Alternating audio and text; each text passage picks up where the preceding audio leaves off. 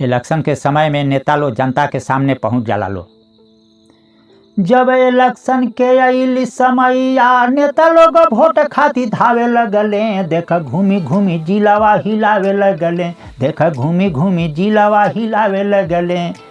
गौवा शहरिया में सभा करवावे, खबर भेजा के सब लोग के बोलावे, सभा से कहले जीता के देख हमारा के हाथ जोड़ी विनती सुनावे लगले, देख घूमी घूमी जिलावा हिलावे लगले, देख घूमी घूमी जिलावा हिलावे लगले। कहले कि गली गली सड़क बनवाई, बिजली के बिल सब माफ करवाई, कहे रोजगार सब का के दियावाई देव, जनता के जाल में फंसावे लगले, देख घूमी घूमी जिलावा हिलावे लगले, देख घूमी घूमी जिलावा हिलावे लगले। वोट दे के जनता जब दिहले जिताई, गौवा के छोड़ी दिल्ली गईले पराई, मतलब के यार सब नेतावा हो भाई ब्रिजमोहन गाना गा के समझावे लगले, देख घूमी घूमी जिलावा हिलावे लगले, देख घूमी घूमी जिलावा हिलावे लगले, देख घूमी घूमी जिलावा हिलावे लगले।